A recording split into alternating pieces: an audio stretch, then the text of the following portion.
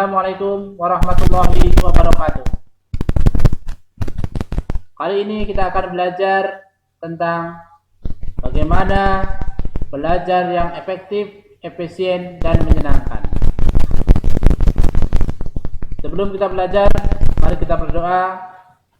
Bismillahirrahmanirrahim. Adapun tujuan belajar kita kali ini yaitu agar kita dapat memahami hakikat belajar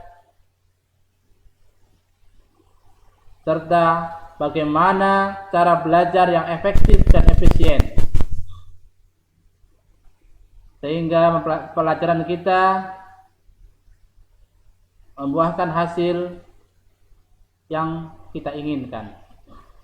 Perlu kita ketahui bahwasanya pada saat ini pendidikan di negara kita belum menunjukkan hasil yang maksimal, padahal perkembangan teknologi di negara kita dari tahun ke tahun semakin pesat. Mengapa bisa menjadi demikian? Salah satunya karena orang-orang di sekitar kita lebih banyak menggunakan alat-alat elektronik bukan sebagai sumber belajar untuk mencari ilmu, melainkan hanya untuk mencari hiburan atau kesenangan.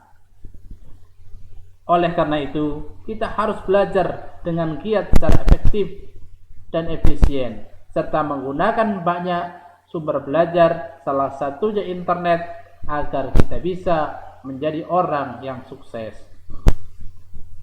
Apa itu belajar? Belajar adalah suatu aktivitas yang dilakukan secara sadar untuk mendapatkan sejumlah kesan dari bahan yang kita pelajari.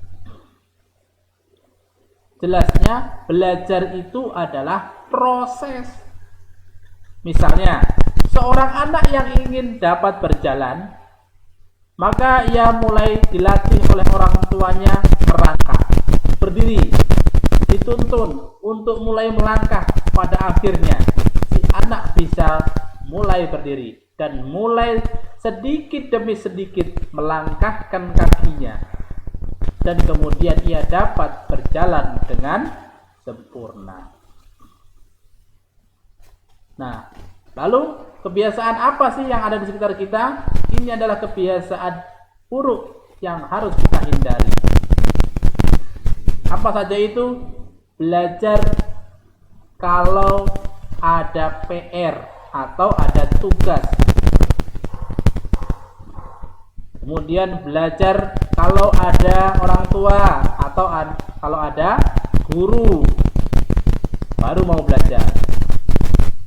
Kebiasaan yang buruk lainnya, belajar kalau mau dikasih hadiah. Masih dalam kebiasaan belajar yang buruk, belajar kalau ada yang nyuruh, kalau dipaksa baru mau belajar. Tentu itu tidak baik. Berikutnya, belajar kalau mau ujian, atau belajar kalau dinilai. Jadi belajarnya hanya mengharapkan sesuatu. Tentu ini belajar yang kurang baik dan harus kita rubah.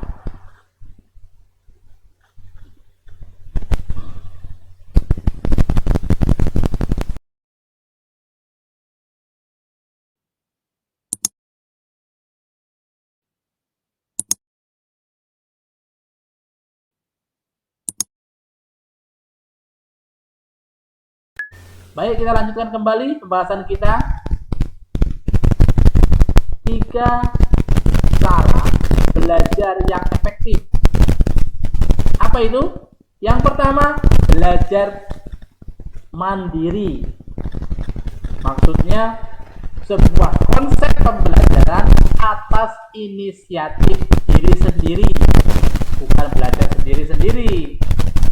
Artinya belajar itu kita munculkan dari niat diri kita sendiri. Yang kedua, menggunakan media belajar. Maksudnya apa? belajar kita itu ada alatnya, sehingga belajar kita difasilitasi dengan alat-alat yang sesuai. Kalau belajar mencangkul, ya pakai cangkul. Kalau belajar membaca, ya harus ada tulisannya, sehingga kita cepat dan mudah memahami apa yang kita pelajari. Yang ketiga, kalau sudah ada niat dalam diri sendiri, sudah ada alatnya. Yang ketiga, tentu perlu strategi atau bagaimana cara belajarnya. Strategi belajar efektif untuk mencapai prestasi yang diinginkan. Maksudnya kalau kita belajar sesuatu, kita harus tahu bagaimana cara menggunakan alat yang kita miliki itu agar bisa mencapai hasil yang maksimal. Lalu bagaimana agar cara yang sudah kita miliki itu dapat digunakan dengan cepat, tepat, sesuai dengan target yang harus kita kejar. Berikut ada 5 cara belajar yang efisien. Yang pertama,